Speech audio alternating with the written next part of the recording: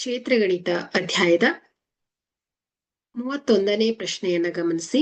ಚಿತ್ರದಲ್ಲಿದ್ದಂತೆ ಷಡ್ಭುಜಾಕಾರದ ಒಂದು ಮೇಜಿನ ಮೇಲೆ 100 ಸೆಂಟಿಮೀಟರ್ ಇರುವ ಕರ್ಣವನ್ನ ಎಳೆದಿದೆ.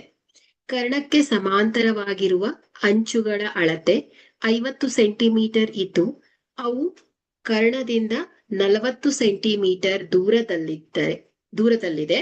ಹಾಗಾದರೆ ಮೇಜಿನ ಮೇಲ್ಮೈ ವಿಸ್ತೀರ್ಣವನ್ನ ಕಂಡುಹಿಡಿಯಿರಿ.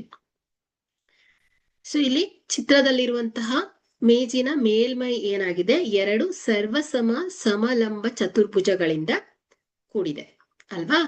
ಸೊ ಇಲ್ಲಿ ಸಮಾನಾಂತರ ಬಾಹುಗಳ ಉದ್ದವನ್ನ ಕೊಟ್ಟಿದ್ದಾರೆ. A is equal to 100 centimetre ಹಾಗೂ B is equal to 50 centimetre. So ಸಮಲಂಬ ಚತುರ್ಭುಜದ ಎತ್ತರ H is equal to 40 ಸೆಂಟಿಮೀಟರ್. ಸೊ ಇಲ್ಲಿ ಸಮಲಂಬ ಚತುರ್ಭುಜದ ವಿಸ್ತೀರ್ಣ ಏನ್ ಹೇಳಿ, ಅರ್ಧ ಗುಣಿಸು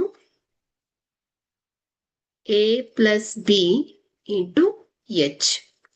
ಸೊ ಇಲ್ಲಿ ಮೌಲ್ಯವನ್ನ ಆದೇಶಿಸಿ ಅರ್ಧ ಗುಣಿಸು A 100 plus 50 into H 40 is equal to half into 100 plus 50 150 into 40.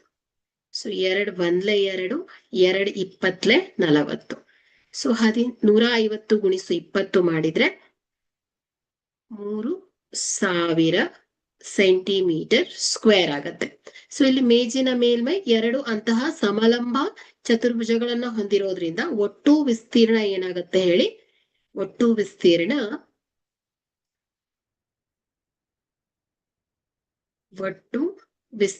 ಏನಾಗತ್ತೆ 2 ಗುಣಿಸು 3000 centimetre square is equal to ಎಷ್ಟಾಗತ್ತೆ, 6000 ಸೆಂಟಿಮೀಟರ್ ಸ್ಕ್ವೇರ್ ಆಗತ್ತೆ. ಸೊ ಆದ್ದರಿಂದ ಮೇಜಿನ ಮೇಲ್ಮೈ ವಿಸ್ತೀರ್ಣ